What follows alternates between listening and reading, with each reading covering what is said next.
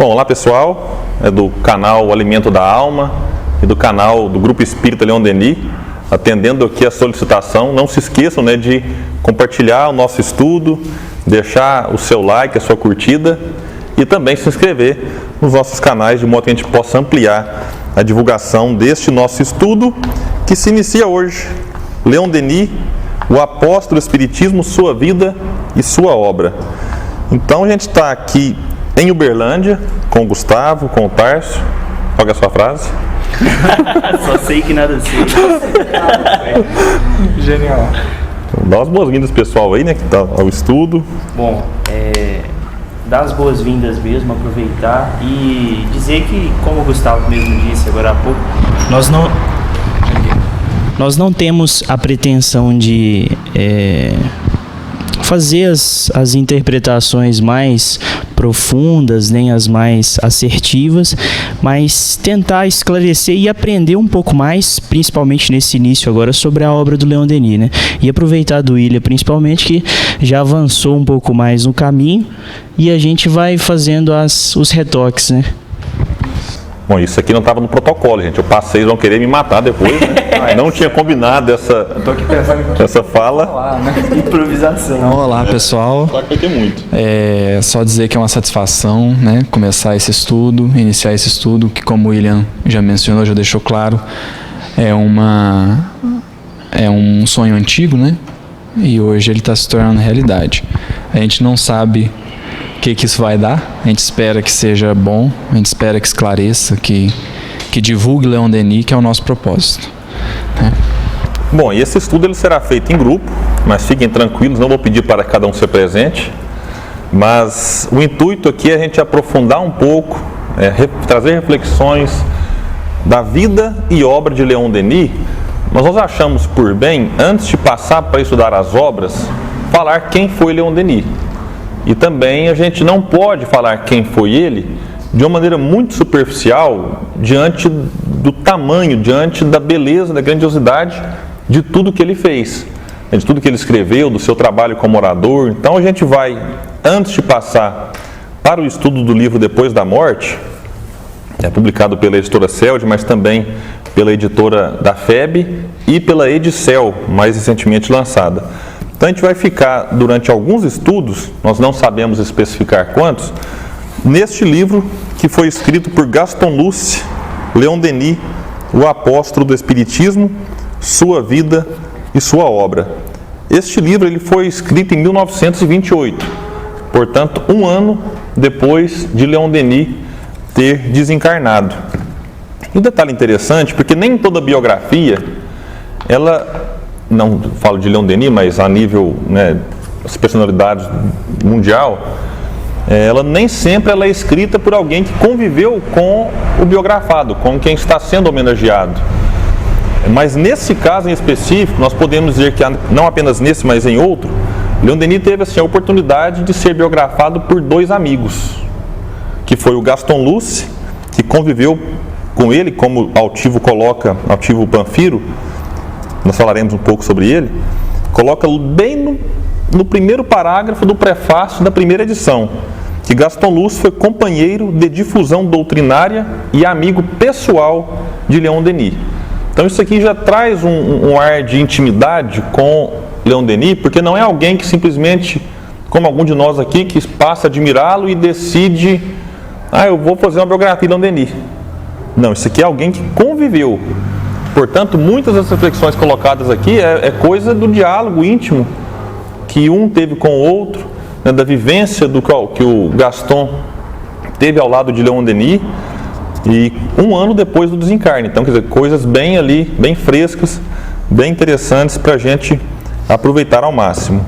E o livro, ele começa com o prefácio da editora CELD, escrito por Altivo Carissime Panfiro, que foi o fundador do Centro Espírita Leon Denis, do Rio de Janeiro, que é onde funciona a editora CELD, editora do Centro Espírita Leon Denis, que faz um trabalho desde a sua fundação, um centro com, se não me engano, quase 60 anos de fundação, porque esse livro aqui ele tinha um selo em 1961, então 58 anos de fundação. O Altivo já desencarnou, E ao longo da sua encarnação, dedicou a sua vida, digamos assim, à divulgação do Espiritismo, e em especial, não apenas às obras de Leon Denis, mas a vários clássicos, de Gabriel Delany, por exemplo, também obras de Allan Kardec. Então a editora Cielde sempre teve o cuidado e o zelo com as publicações que fazia. E o Altivo faz um comentário no final do prefácio, explicando das diferenças desta obra com aquela publicada originalmente pelo Gaston, lá na França. Ele vai dizer o seguinte, e ao longo do estudo, gente, nós faremos várias leituras de trechos mesmo, que é para ficar assim, um pouco mais rico, e em alguns momentos a gente vai tentando trazer reflexões de memória, mas quando a gente achar necessário, ou que vocês lerem em casa, e que quiser também acrescentar, pode ser feito leituras mesmo, sem problema nenhum. Diz o Altivo que o livro em sua edição original tem um apêndice. Nesta edição, eles inseriram outros, que é um índice onomástico, um índice dos lugares por onde Denis passou. Então é interessante, no finalzinho aqui depois, quem quiser pesquisar. Seu último artigo na Revista Espírita e uma comunicação recebida em Tours em julho, portanto 3 meses depois de sua desencarnação, de 1927. Então 3 meses depois, o próprio Denis, através de um médium, manda uma comunicação belíssima, por sinal, que está lá como um apêndice desta obra, que originalmente não tinha esse apêndice, mas foi colocado pela editora Cielde.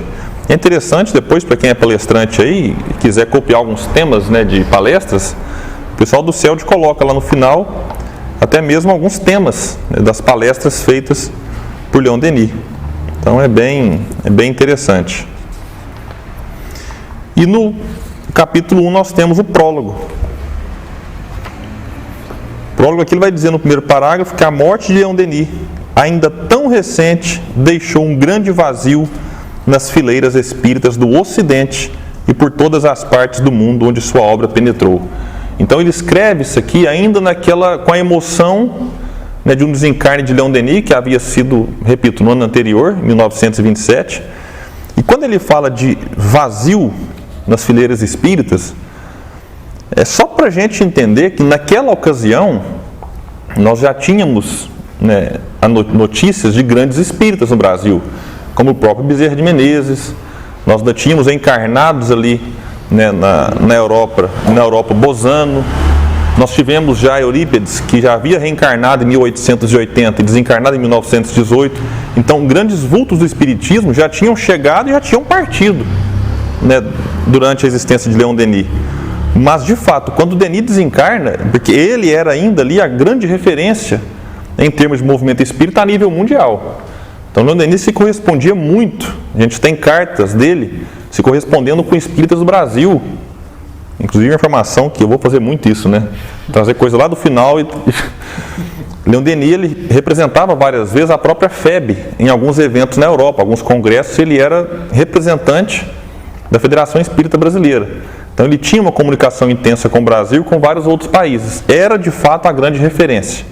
Então quando essa referência desencarna, você fica de certa forma assim, preocupado, E agora?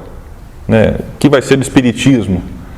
E um dado interessante é que Leon Denis desencarna no dia 12 de abril de 1927. E aí dá esse choque no movimento espírita. Menos de um mês depois, no dia 5 de maio do mesmo ano, Divaldo nasce em Feira de Santana, da Bahia. O que uma coisa tem a ver com a outra, William? Nada, Como o Tadeu Schmidt fala no Fantástico. É só uma curiosidade mesmo. Só para ver assim, como que a espiritualidade parece assim, desencarnou um, vamos já mandar um outro para encarnar ali, já estava em gestação há meses, óbvio, mas só para ver que parece que tem uma intenção de não deixar um buraco muito grande. E em junho do mesmo ano, quer dizer, 2 meses depois de Denis ter desencarnado, Chico, que estava com 17 anos, começa a psicografar em Pedro Leopoldo. Então você tinha um deixando o planeta, um acabando de chegar e um outro que já estava com 17 anos, aí sim a sua missão, é agora. Então é um negócio realmente, a gente pensa, vamos ficar órfãos, aí fala assim, não, vocês não vão. Tem um plano aqui que vocês nem imaginam. E a gente depois, não precisa nem falar, né, da contribuição que o Chico deu, das contribuições que o Divaldo ainda dá ao movimento espírita, né, que está aí com 92 anos e com uma agenda de causar inveja a qualquer palestrante espírita que eu vou te falar. Como é que tem disposição daquele tanto? Bom, e aí, aqui no prólogo, a gente vai ver em alguns momentos do prólogo e do livro, o Gaston Luce se referindo a Leon Denis na condição de mestre.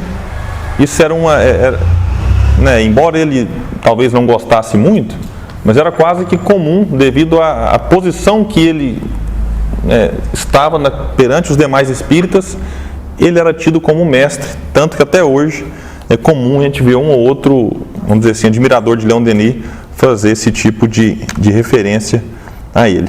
Poxa, eu estava esquecendo de citar, quando eu falei de 2 amigos de Leon Denis que escreveram biografias.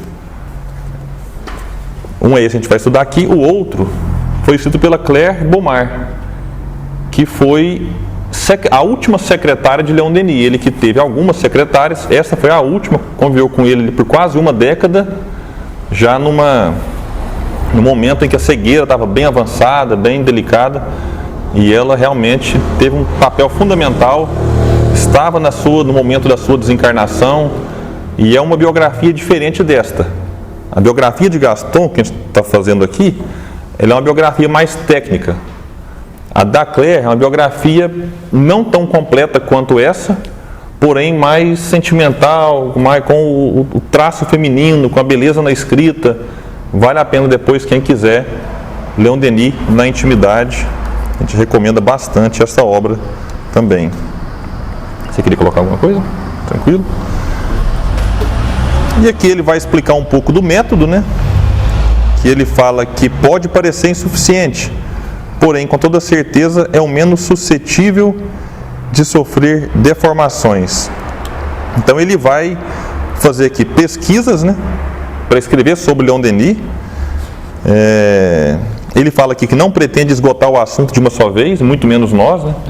A ideia dele e a nossa é justamente o contrário, não é esgotar, mas incentivar que o assunto se desenvolva, que o assunto tome outros caminhos, quem sabe, que se façam novas pesquisas, né? Há uma sensação em quem admira Leon Denis de que tem documentos, entre aspas, perdidos lá na França. Então, quem sabe, através desse estudo, possa surgir alguém que está lá e que queira contribuir, queira fazer uma pesquisa mais detalhada, que queira fazer uma investigação, porque a sensação que se tem é de que há coisas por se revelar, no sentido assim, de contribuições, né, dele ao movimento espírita. Inclusive tem um livro, eu trazendo de novo coisa lá na frente, né, chamado O Médico de Catânia. Esse livro, ninguém sabe onde ele está. O Gaston vai fazer uma referência a ele aqui nesta obra. Então a gente pede que, por favor, se alguém tiver esse livro em mãos, ou pergunte a algum amigo que gosta de Leon Denis, a gente quer muito ter acesso a ele. Nem o pessoal da editora Celd, que publicou todas as obras de Denis, tem notícia do paradeiro dessa obra. Então certamente ela não existe no português, ela vai existir no francês, mas se alguém tiver notícia, é importante que a gente comunique aí à própria FEB, ou a Celd, ou a gente mesmo aqui do GELD, tem muito interesse nisso. Deixa eu fazer só 2 comentários, puxando esse lado da interpretação, porque senão a gente passa o prólogo e o prefácio e acaba pulando esses que eu achei extremamente relevantes. O primeiro está no prólogo, onde o Gaston diz assim, ó, comentando sobre o espiritismo mesmo, né? A forma como Leon Denis viu o espiritismo ali, encontrou explicações, e aí comentando sobre a questão da questão do espiritismo ser científico ou não subsistir. E aí ele traz uma frase aqui que eu achei muito legal, que diz assim, ó: a nova revelação que o espiritismo nos apresenta, alicerçada em bases experimentais, é acima de tudo de ordem moral. Eis o que não se pode esquecer, que é justamente isso que a gente está falando aqui, né? Eu acho que se a gente, eu não sei onde eu vi isso, acho que numa palestra uma vez, que se a gente souber pelo menos extrair o sentido moral do que a gente está falando aqui, né, trazer o sentido moral, fazer uma extração e aplicar no nosso dia a dia, já valeu a pena, né? E aí, assim, em Leon Denis a gente vê isso o tempo todo, essa extração do sentido moral. E ainda sobre interpretações, sobre a forma como Leon Denis se expressava, né? Expressava esses sentidos morais que ele captava, né? E transmitia para a gente. No prefácio do Altivo, ele faz uma citação aqui dizendo assim, ó, ensinou sobre Leon Denis, né? Leon Denis ensinou a muitos, mesmo a homens rudes, como os mineiros valões, que desejavam crer, mas não o conseguiam, justamente porque lhes faltava alguém que lhes dissesse com clareza e segurança e ao mesmo tempo com simplicidade as verdades espíritas. Então é um mito que a gente cria, né? De que Leon Denis às vezes é uma coisa extremamente complexa, mas basta que a gente tenha um pouco de paciência, se debruce e tente sempre encontrar esse sentido moral da coisa, né? E às vezes, Tarso, a complexidade que se dá à obra de Leon Denis, ela tem a sua explicação até nesse trecho que você colocou aqui, que o Gaston extraiu lá do livro No Invisível, quando ele fala que o espiritismo será científico ou não subsistirá. O que era a vontade dele?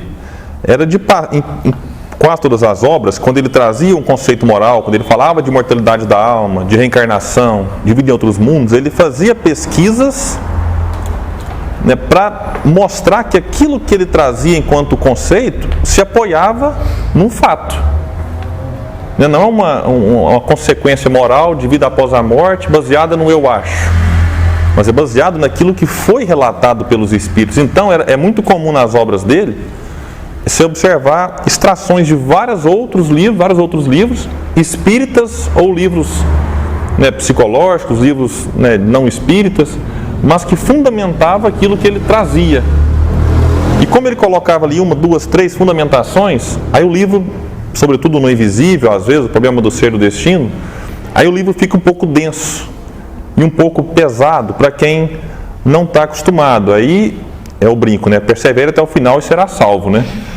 Porque ele tinha como característica começar a obra com isso. Então você pega o Depois da Morte, o Problema do Ser, o Grande Enigma, No Invisível, o começo é justamente a parte em que eu falava assim, poxa, como é que eu vou falar de aplicação moral se eu não construir isso em cima de uma base científica ou de um fato? Como se deu a própria história do Espiritismo, a parte filosófica e a parte que a gente chama de religiosa, ela não foi a base da doutrina, ela foi a consequência. As bases foram os fatos. Então é como se ele, para mostrar isso, falava, eu preciso primeiro assentar isso aqui e mostrar que não é fruto da ilusão ou da opinião, mas nada mais do que um fato que está escancarado. E aí isso tornava a obra um pouco complexa. Mas ele fala, ou será científico ou não subsiste. Se a gente não estiver muito consciente de que isso é um fato, a nossa fé vacila e eu passo a questionar e a duvidar do Espiritismo. Mas a partir do momento que eu construo isso em cima ali do exame apurado, como ele nos convidava a fazer, aí a fé se fortalece e eu consigo caminhar, né, apesar das dificuldades, rumo ao progresso que ele também insistia tanto nas suas obras. Bem isso que você fala, que você está colocando, que eu ia colocar também, porque na verdade é isso que Kardec deixou, né? Porque Kardec, quando ele vai escrever o Livro dos Espíritos, o Evangelho, etc., ele não fica numa fonte de informação, né? Ele pega várias fontes, compara e tal. E Leon Denis faz a mesma coisa. Como o William falou, deixa a leitura pesada. Só que não tem como você ler sem sair convencido. Não tem como. Você lê, por exemplo, o Problema do Ser e do Destino. Aí ele quer te convencer que quando a pessoa está para desencarnar, ela tem uma experiência de lembrar da vida que ela teve. Aí ele cita 15 casos. Mas como é que você duvida? Tem 15 casos, um aconteceu na França, um na Espanha, um na Inglaterra. E aí, quando você vê a diversidade da informação, as fontes diversas e vários estudos, diferentes pessoas fazendo o mesmo estudo e obtendo os mesmos resultados, aí não tem como, né? A gente falar assim, isso não é verdade, isso foi criação. Então teve 15 pessoas criando a mesma coisa em pontos diferentes, né? Então eu vejo isso muito um legado de Allan Kardec, né? Assim, essa universalidade, né? Kardec usou para o ensino dos espíritos e Leon Denis traz não só dos espíritos, mas da ciência, né, da época como um todo.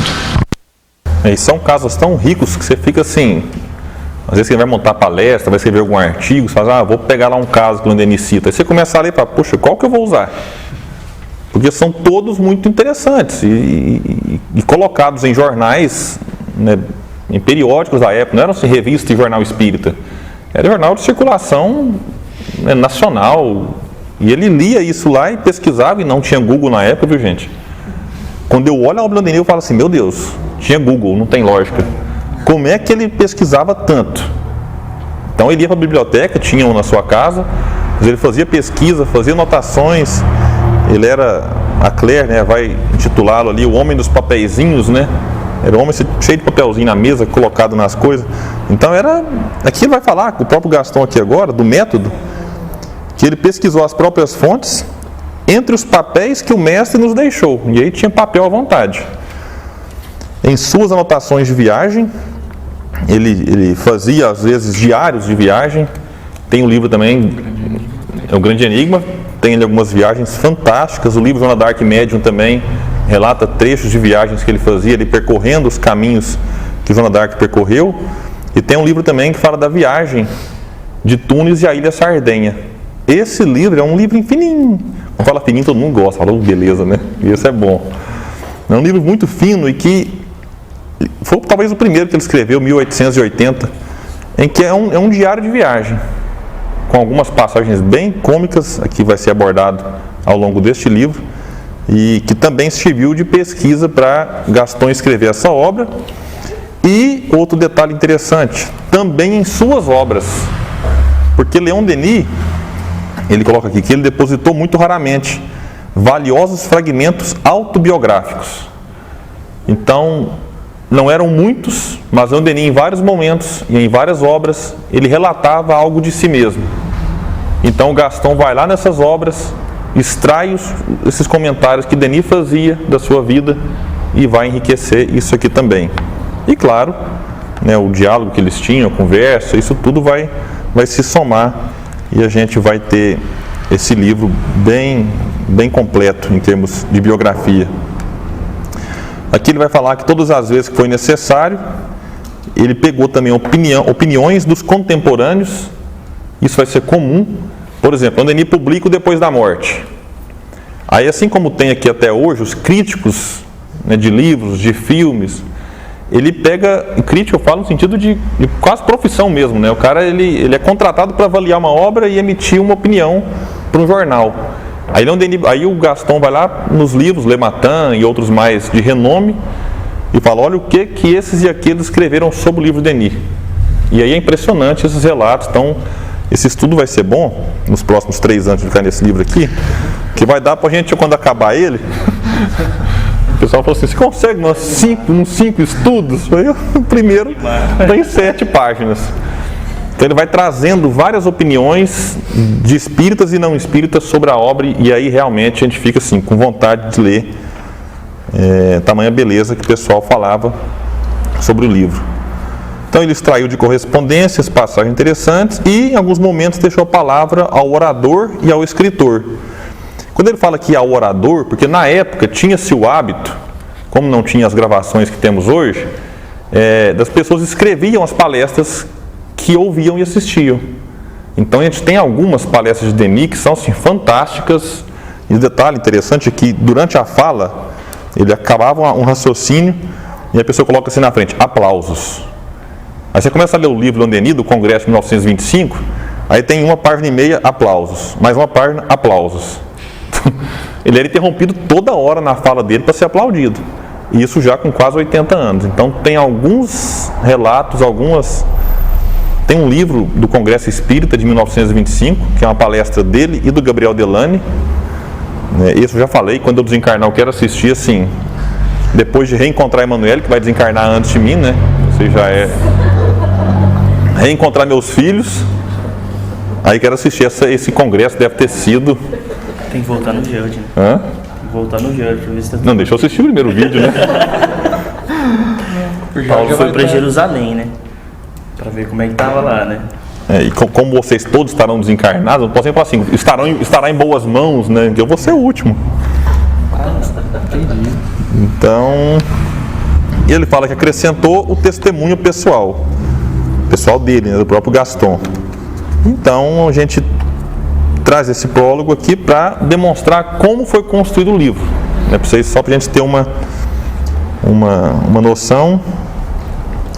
Aqui ele fala: mestre, figura o bom mestre de Tours, o apóstolo do Espiritismo, como era denominado o destemido mensageiro da Boa Nova, cujo nome desperta por toda a parte do mundo, o que eu falei antes, ele era referência, entre todos aqueles que leram seus livros, um sentimento profundo de reconhecimento e de piedosa veneração, servindo ao mesmo tempo a uma causa bela entre todas. Então esse era o papel de Leon Denis e a importância que ele teve na sua época.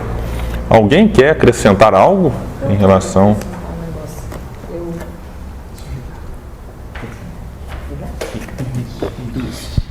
Então, eu observo igual assim, nesses estudos, e quando a gente fala de Leon Denis, Kardec, a gente vê que eles, igual eu assisti no filme, igual você falou, não tinha Google, não tinha internet, eles estudando aquele monte de livro, aquela coisa.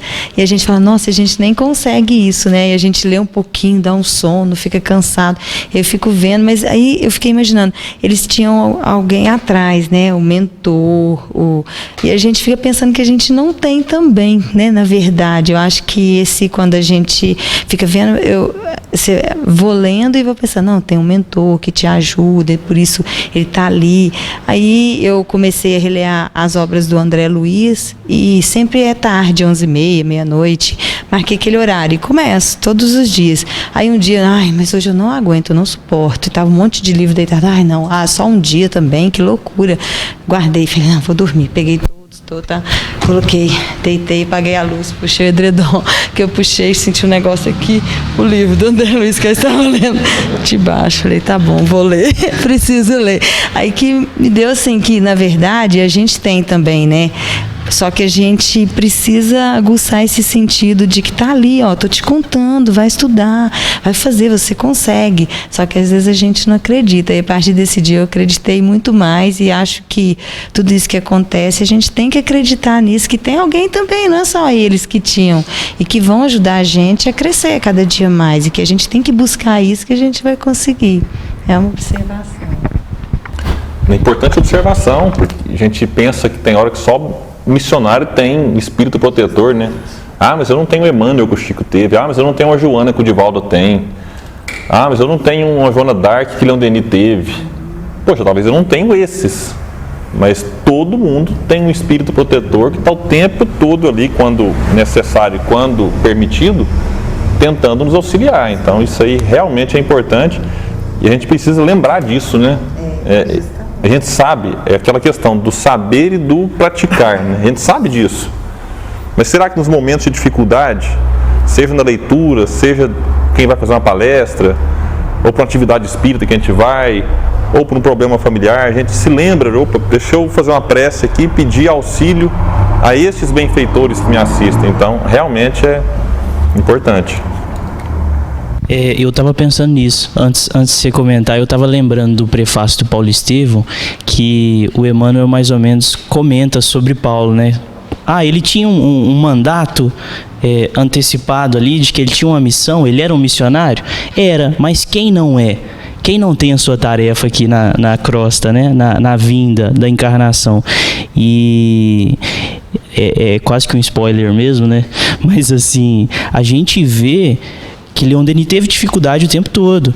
E quando eu falo por dificuldade, eu falo assim, ele conseguiu superar todas, teve a resignação para superar todas elas, mas ele não deixou de ter dificuldades.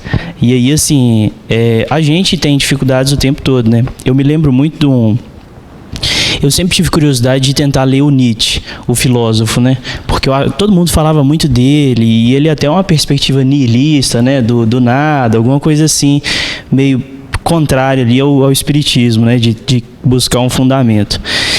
Mas eu queria, né, ter uma experiência. E eu comecei a ler um livrinho pequenininho de bolso, o Caso Wagner, que chama.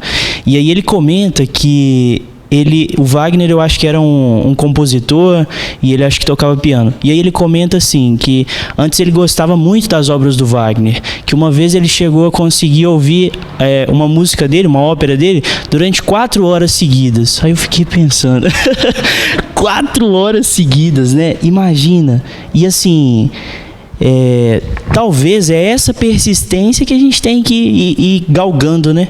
Que a gente tem que ir almejando aos pouquinhos, porque são às vezes pequenas experiências, igual aqui, né? A gente percebe muito, eu acho que você estava comentando aquela hora a experiência dele na guerra, né? Que a gente vai falar um pouco mais pra frente. Mas é a persistência acima de tudo, né? Não teve facilidades, não teve Google, não teve uma Kardecpédia, né? Na hora que estava falando, eu estava lembrando da Kardecpédia, que é a consulta ali rápida. Mas acho que é um pouquinho de persistência. E é isso, né? Assim, porque dentro de cada missão a gente tem os acontecimentos maiores ou menores, né? Então, mas dá sempre para fazer analogia. Então a gente pega, por exemplo, Paulo, que o Tarso citou, né? Aí você fala assim, nossa, mas Paulo viu Jesus. Fala, mas a missão do Paulo era grandiosa. Às vezes a minha missão basta que eu me esforce, né? Porque é como se a gente pensasse assim, nós somos influenciados para o bem tanto quanto para o mal. Talvez na mesma força. Quem vai desequilibrar a balança somos nós, né? Então, se a preguiça vem, né? E eu alimento essa preguiça, então quem venceu? Ou se eu persisto, né? Porque aí já dando spoiler também, que quando a gente vê, por exemplo, esse início da vida de Leon Denis é para desanimar qualquer um. A gente pega o início da vida do Chico, é para desanimar qualquer um. Agora, quem que desequilibrou a balança? Foi Emmanuel? Foi Joana d'Arc? Não. Foram eles, né? Então, é isso, a gente saber contar com a proteção que nós temos, mas e pegar o exemplo desses, né? São Francisco de Assis também é um bom exemplo. Alguém que estava indo completamente errado e de repente, opa, vou corrigir a rota aqui, né? Mas a diferença tá na pessoa, né? Tá no encarnado que decidiu ouvir um ou outro, né? E para não deixar de citar os próprios romances de Emmanuel, né? Qual dos missionários ali que teve vida fácil? Pegar o Alcione, sai de onde saiu e passa por tudo aquilo. Então, olha o capítulo aqui que a gente vai iniciar agora, quando fala dos primeiros anos de Leon Denis. Ele poderia chamar assim, né? Primeiros anos, né? Não, atribulações. Assim, Leon Denis nasceu 1º de janeiro. Assim, o capítulo chama Tribulações e fala do nascimento dele, né? E se tem algo que eu sou contrariado com o planejamento encarnatório de Leon Denis, é com a data do nascimento.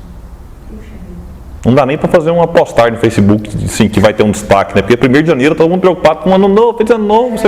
Eu quero dar parabéns para Leon Denis, não tem jeito, ninguém presta atenção, o povo quer só festa.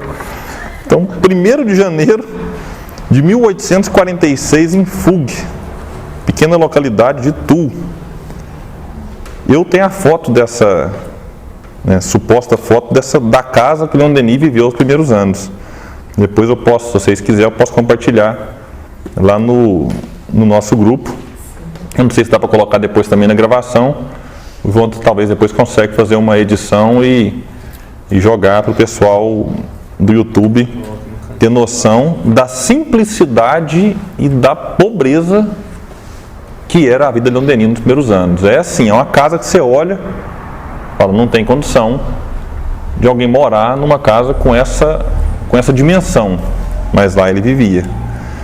E aqui nos primeiros parágrafos, ele vai destacar a data de nascimento, uma curiosidade, né, de que o nome de Leon Denis está exatamente no meio do nome de batismo, apesar que tem uma controvérsia no nome de Kardec, se é Hipólito Léon, se é Denisard Hippolyte Léon, mas o nome mais conhecido de Kardec é Hippolyte Léon Denisard Rivaio.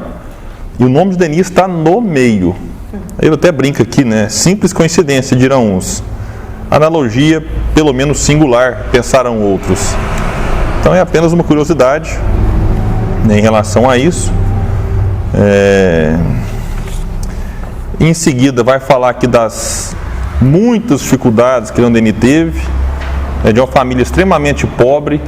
O pai, colocado aqui inicialmente como um jovem oficial de pedreiro, tinha ali algumas virtudes, algumas características interessantes, mas ao mesmo tempo o próprio Gaston destaca que foi com esse homem, né, não destituído de qualidades, que é o Joseph Denis, mas um pouco rude nos hábitos, que se unira à meiga Ana Lúcia, de natureza delicada e caráter sensato e discreto. Então aqui o que a gente comentava ontem, eu e a Emanuele, do papel da mulher, né?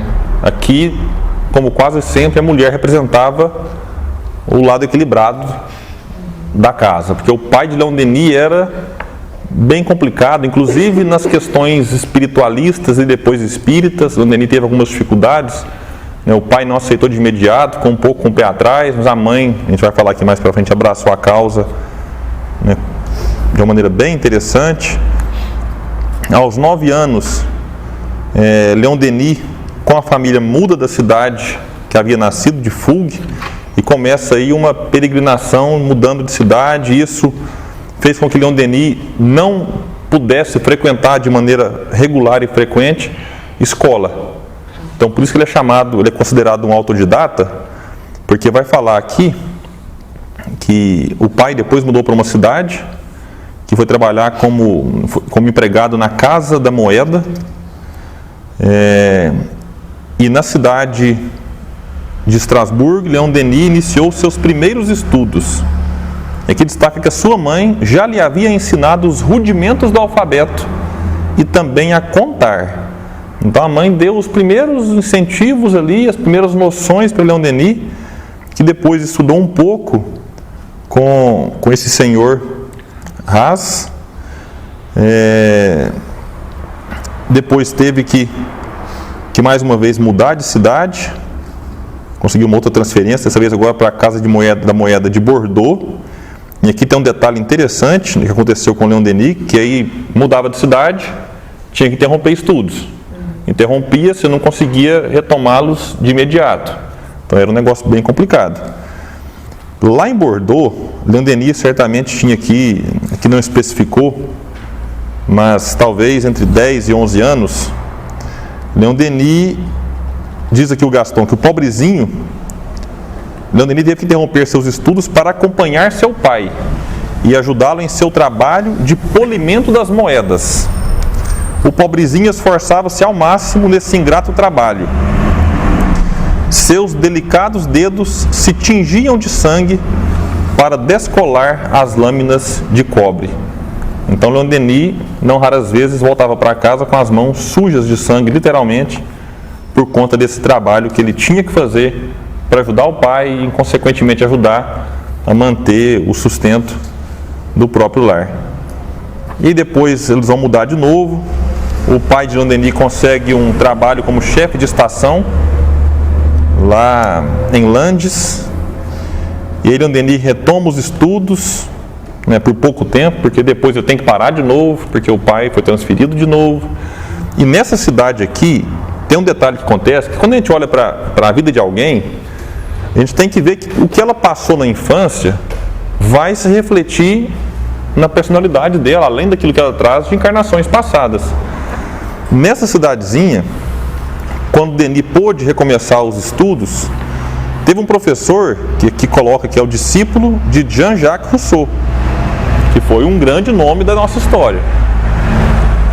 Ele inaugurou lá um excelente método, em que ele pegava as crianças e levava para passeios. E a cidade tinha uma forte presença da natureza.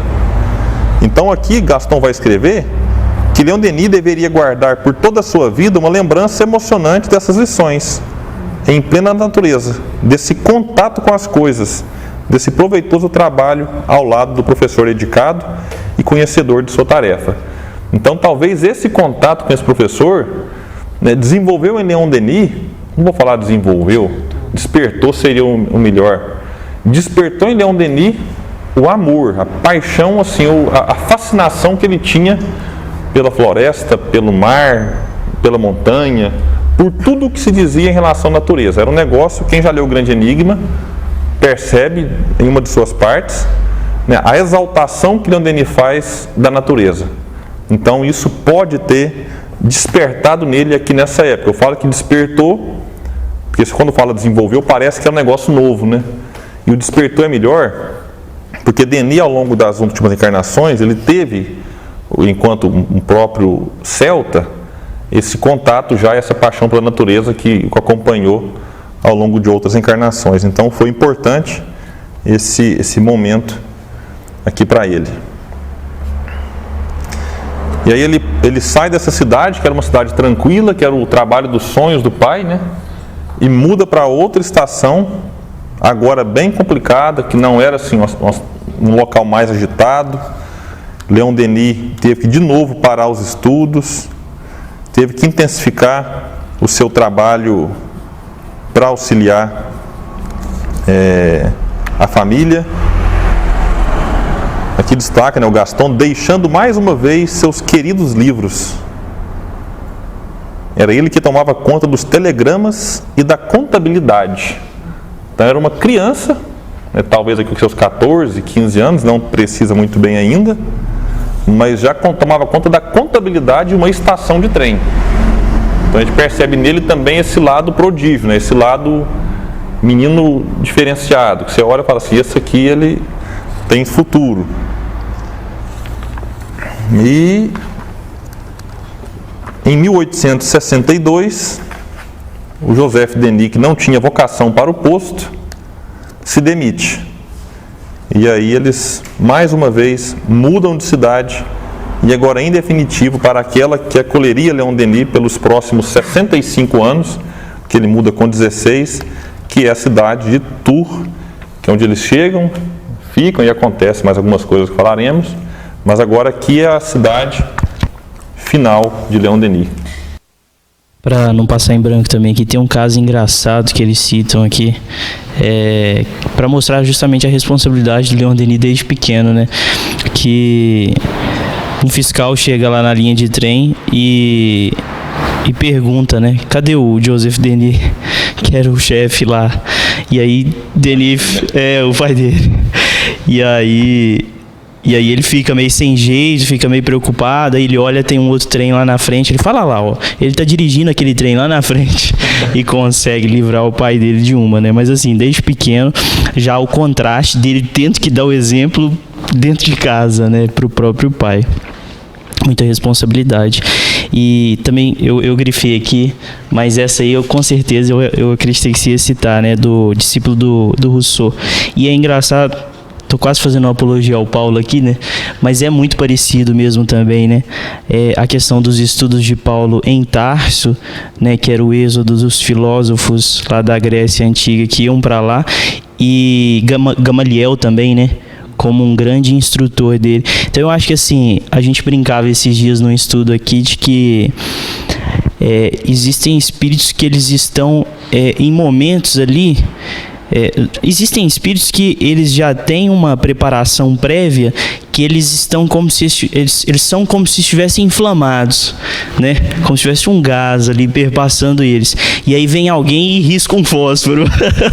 E aí ele pega fogo, né? Então são pequenos cutucões ali que levam eles a expandir, né? E isso aqui casa demais, até com o Livro dos Espíritos, né? A questão de que a lei divina, ela vem na consciência. E aí Leon Denis, a gente conversava ainda no Congel desse ano com os meninos lá do ESPNet, né? Que Leon Denis sabia extrair a ordem da natureza e ver a inteligência, né? A inteligência suprema nas pequenas coisas, né? Nas pequenas organizações, que talvez ele já trazia consigo na consciência ali aqueles os caracteres indeléveis, né? que ele fala que são escritos na consciência. Então acho que é o inflamado, né? Não tem jeito. O inflamado que alguém vem e risca o fósforo e ele pega fogo. E só pegando um gancho nisso aí que você falou, e talvez já dando um spoiler muito, muito adiantado, a introdução do Depois da Morte, pra mim, ela é um golpe no materialismo muito, assim, muito certeiro, e que ele extrai justamente da natureza. Que ele vai fazer um raciocínio assim: tudo está em evolução. Tudo cresce, nasce, morre, volta, e você planta e dá de novo, e tudo está nesse ciclo. O ser humano é o único destinado ao nada, né? Então ele é isso, né? Essas experiências, o tanto que essas experiências de vida dele agregaram, né, para o resto da vida, como o William ressaltou também. E aí nessa questão que o Tarso falou, né, assim, a gente vê às vezes que a gente se exime de algumas responsabilidades. Aí o Emmanuel vem e fala assim: Senhor, ensina-nos a fazer mais do que o nosso próprio dever. E aí Leon Denis vem e exemplifica isso, né? Fazer mais do que o próprio dever, porque não era ele que era para cuidar do pai, era o pai que era para cuidar dele, né? Na teoria, o ciclo normal da natureza é o pai criando o filho, né? E aqui ele já dá indícios da evolução espiritual, indícios do nível de consciência, né, que ele tinha, possivelmente 12 anos, 13 anos, né? E já dando lições assim, né, de moral mesmo, de responsabilidade, né? E aí o pai dele se demite porque episódios como esse que o Tarso citou começam a ser recorrentes, né? Aí haja desculpa, né? Sim, e talvez incute-lhe na personalidade de Leon Denis, ou mais uma vez desperta, a valorização do esforço, né? De como a gente não quer aqui fazer valorização de trabalho infantil, era uma época totalmente diferente, não dá para achar que toda criança agora com 10, 11 anos tem que sujar a mão de sangue em algum trabalho infantil. Isso aí eu acho que é um assunto superado, mas demonstra em Leon Denis a consciência do esforço, né, da responsabilidade dentro do lar, né, da divisão dessas tarefas realmente interessantes. E quando ele muda para Tours, que abre o outro capítulo, a gente pensa assim: agora em Tours, se ele ficou lá até desencarnar, não teve problema. Teve. Escreve o Gaston que aos 16 anos, o próprio Leon Denis escreve, né, numa faïencerie, que é uma fábrica de faianças, de louças de barro, esmaltado ou vidrado. Então, numa fábrica dessas, de Tours, Leon Denis, carregava às costas os cestos com os produtos quando eram retirados do forno. Aquela coisa geladinha, né? Você põe assim, não está nem pesado e nem quente, imagina, né? E aí Gaston questiona assim: como isso satisfaria seus projetos? Ele que, ardendo de vontade de se instruir, apaixonado pela leitura, pelo estudo, já havia demonstrado disposições excepcionais em cada domínio do saber que pudera abordar. Então, assim, um cara que está focado em estudar, em se instruir, e agora tem que se ver carregando peça de barro quente nas costas. E agora? Aí ele coloca: na impossibilidade de fazer melhor, frequentava as aulas noturnas de uma escola da vida. Escola da vila. Então, quer dizer, ele trabalhava durante o dia e à noite ele estudava. E aí chegava em casa, que a gente vai mais para frente, lia em casa e não tinha iluminação. Então isso aí foi dificultando a questão aí da própria cegueira. Para pegar o embalo aí também, o Gaston Lúcio vem falar que ele tinha um desenho da época achado entre seus papéis, feito com rara perfeição, traz sua assinatura com uma referência: aluno do curso de adultos do Sr. Grujon. Exercitava ao mesmo tempo em trabalhos de cartografia que fazem supor que ele desejava fazer algum curso para entrar na administração da estrada de ferro. Esses trabalhos, excelentes em todos os pontos, atestam uma segurança de traço fino e leve e um acabamento difícil de ser superado. Então você vê que o Gaston Lúcio vai continuar falando que ele já tinha as disposições inatas ali, né? Que culminam depois também com outro caso não, esse eu não sei se é engraçado ou se é trágico, que é quando ele junta dinheiro para comprar essa coleção, né? É engraçado, né? Criança, né? E jovem, né? Adolescente. Você chama alguém de 16 anos de criança. Eu apanho. Mas ele comprar para explicar melhor aqui, né, pro pessoal que talvez ainda não tenha lido, ele junta dinheiro para comprar lentamente, né? Coloca aqui lentamente, escondido, né? Escondia o dinheiro para comprar essa Geografia Universal de Maltbrun, que era publicada em fascículos ilustrados por Gustave Doré. E aí ele não revela a ninguém, esconde, e aí um dia a mãe dele pega e acha e utiliza aquilo de forma justa, né? É justificado, né? Para as despesas da casa ali que faltavam. Só que aí Gaston Lúcio vai falar, né, que já não dava mais, né, para segurar, ele tinha que se instruir, ele precisava seguir em frente, né? E aqui só para destacar, complementando isso aí, que Leon Denis, obviamente, quando chega em casa e vê que o seu cofrinho foi descoberto, aí ele não dá para ficar feliz, né? Poxa, minha mãe descobriu meu cofrinho, né? Até que enfim ela descobriu, gastou tudo. Não tem jeito, né? Então, certamente, no íntimo, ele ficou magoado. Só que o Gastão coloca aqui que a boa mulher jamais percebeu o real desgosto e a desilusão que aquele sumário confisco havia causado a seu filho. Então, quer dizer, para não preocupar a mãe, ele disfarçou o desgosto, né, por amor e por entender que, beleza, ela deu utilidade, então eu não fico feliz, mas ao mesmo tempo eu não vou me revoltar. Não vou emburrar, não vou dar chilique, não vou sapatear, não vou rodar aqui na sala, né? Então ele entendeu isso e, resignado, não reclamou e não se queixou. Só uma curiosidade, qual a idade que ele ficou cego? A cegueira dele, ela foi se avançando, né, ao longo dos anos. Então não é detalhado o momento exato, mas em alguns pontos ali da própria biografia, eles dão algumas dicas, assim, de que na medida, por exemplo, quando ele é convidado para ir para o Congresso em 1925, ele não aceitou de imediato justamente o que ele dizia, né? Eu estou com 79 anos. Aí eles usam muito o termo assim, praticamente cego. Porque talvez era eu percebia alguns vultos, alguma coisa assim, mas aí no próprio Congresso de 25, que é um negócio impactante, é descrito que era emocionante ver pelos corredores do salão Arthur Conan Doyle de braços dados com Leon Denis, em que o Arthur tipo assim, guiava Leon Denis pelos corredores. Então era alguém que não conseguia se deslocar sozinho, para a gente ter noção do nível. E ele aprendeu o braille também, né? Já ali por volta de 1900. Começa aqui a dificuldade, né? Que ele cita aqui, né? Por isso que você lembrou, né? Por volta de 1921, 1920, ele já começa a aprender o braille, que era justamente para se comunicar melhor aí, ele escrevia algumas coisas. Então é isso. Eu acho que para o estudo de hoje a gente pode encerrar por aqui. Vou marcar bem onde a gente parou para dar sequência a partir daqui. Então, basicamente, no próximo estudo, hoje nós fizemos aqui uma introdução, né, dos seus primeiros anos. E a partir do próximo, a gente já vai agora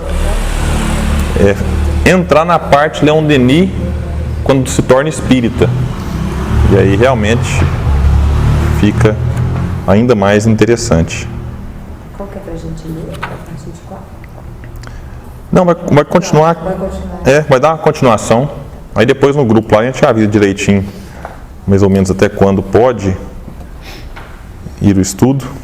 Então, a gente agradece inicialmente ao pessoal que nos acompanha pela internet. Reforçamos o pedido para que se inscrevam no canal, para que coloquem o joinha. Claro que se gostaram, né? Se não gostaram, coloca o joinha para baixo, não tem problema. Comenta. Coloque as suas dúvidas, suas sugestões. Compartilhe no Facebook, no WhatsApp, né? Fale para os amigos. porque isso tudo ajuda a gente a levar esse estudo de Leon Denis, que aqui está restrito a algumas poucas pessoas por conta da própria limitação do espaço, possibilita através da internet de levar esse estudo aí para o mundo todo, para que mais pessoas conheçam Leon Denis, estudem e obviamente tenham interesse também de estudar outros autores, principalmente o próprio codificador Allan Kardec.